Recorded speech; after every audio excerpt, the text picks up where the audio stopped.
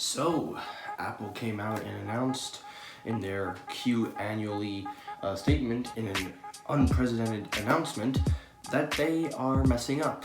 And everybody is jumping on the bandwagon that this is the end for Apple. This is it. Apple's done. Hold your horses, people. This isn't the end for Apple, but it does mean something, and we're going to talk about it because I do see some pluses and negatives of both ends of the spectrum. I'm going to give my take on what this means, and it is late at night, so making the video is not relatively the easiest, but I'm making this video just to, give my input. So today's video, we're going to discuss the whole issue with what's going on with Apple and their decline, and we're going to see, is this the wake-up call that they need?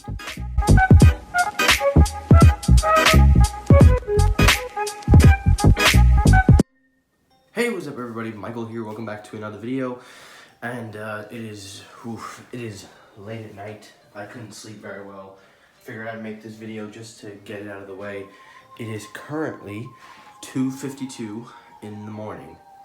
And I figured maybe do this, get some sleep, and to kind of make this video. So we're going to talk about what happened this week about Apple coming out and announcing to the investors what happened. So I'm going to pull up the article. Now, personally, I think when I read the letter and I saw the interview with Tim Cook, I was listening to his reasons and I was listening to everything he said, and for the most part, it honestly just sounds like excuses. And I'm not even trying to be mean right now. It just sounds like excuses. Tim Cook is blaming it on China with the whole trade situation, the political stuff, and then he blames the iPhone battery sales. And I'm gonna talk in this video. I know I sound a little tired, guys, but I am a little exhausted. But don't worry, there is music playing, so But anyway, so I'm gonna try to talk about and give in my opinion what I think is the true story and what's going on here.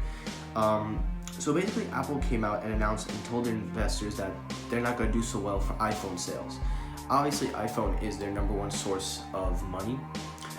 Besides Macs and iPads and stuff, that is their number one source. And unfortunately, Apple is coming out and they're saying, you know what, it's not going to be good for the first quarter. We're going to lose a lot of money and it's not going to look too good.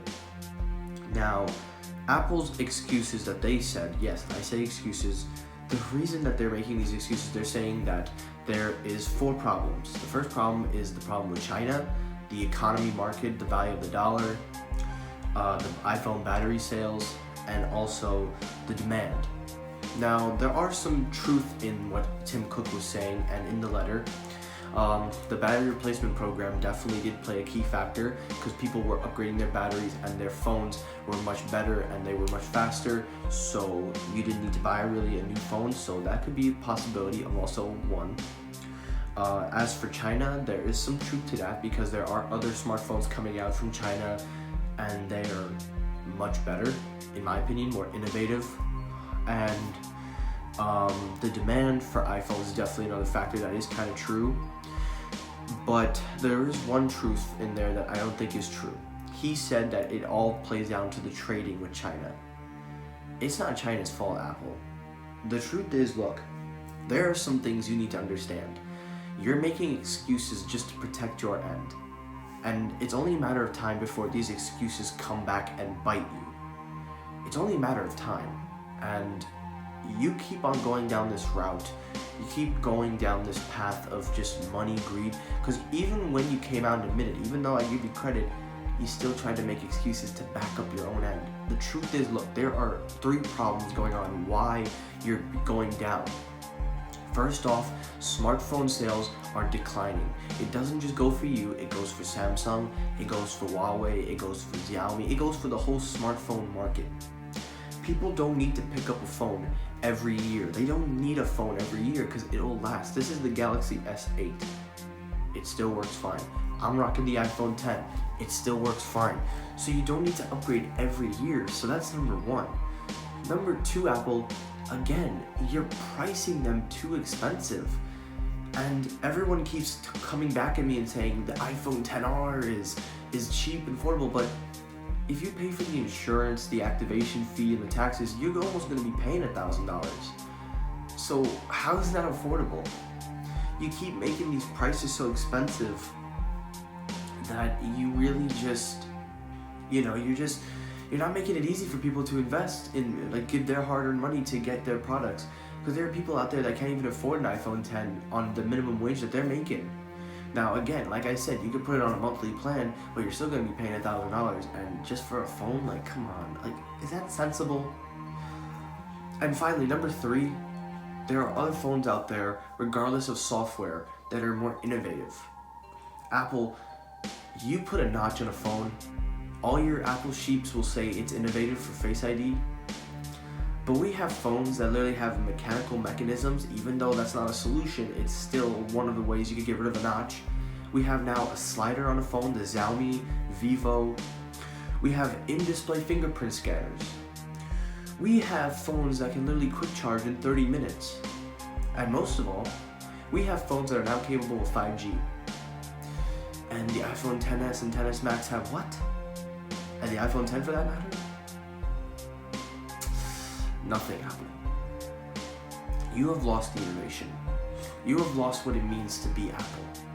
And it's sad because truly I don't want to scream and argue, but look, there's no other way around it. Apple's just not innovative anymore. All they care about is money. And I get it, every company's like that. But this is a company that's been based off of innovation. Yeah, they make a profit, but they care about changing the industry. It looks like the only way they care about changing the industry is just the money way.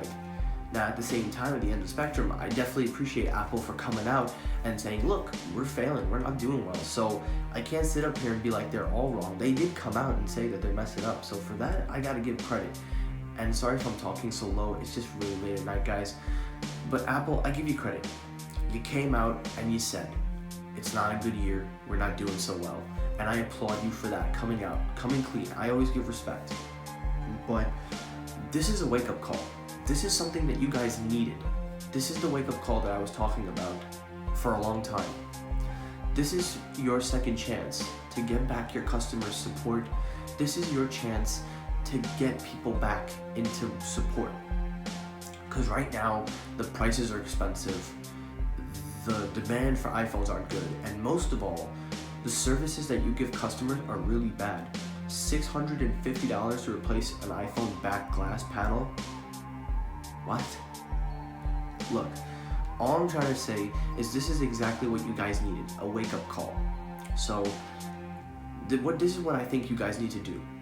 I already said what they need to do in 2019. I'm not going to reiterate in this video, but if you want to check it out, check at the top below or at the end of the video. There will be a link where you can check out what I think Apple could do in 2019. But if they do just some of those things that I mentioned in the video, they will have a good year. But if they don't do it, then I don't know what's the stake for Apple. But that's all I gotta say about that. I'm not trying to bash Apple, but look, this has been coming, and now it's finally reached a head. So Apple, this is your wake-up call. It's time to get on the game, time to get back in the game. Because I love you guys, and I want to see you guys succeed. You are succeeding, but again, and also one more thing, there are people saying that this is the end for Apple. Guys, this is not the end for Apple. Yeah, they're struggling and stuff, but they'll bounce back. And I'm not trying to defend them on this, but this is a general fact. We're talking about $1 trillion company. So they make products every day. It's not like they're gonna just disappear overnight. They're gonna bounce back. So they're not doomed, they're not gonna die or anything. But right now, it's not looking so good, but they have a chance to pick it back up. So I'm giving Apple, another chance. I wanna see what they do. I wanna see if they listen, and I wanna see what they do in the 2019. I'm actually looking forward to 2019. So that's gonna do it for this video. Thanks for watching. Let me know down below, what do you think of all these Apple situations? Do you think that this is the wake-up call they needed?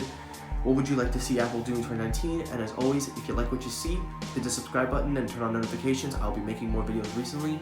Not the best way I wanted to film a video, but that's it. Thanks for watching and peace. No, I can't be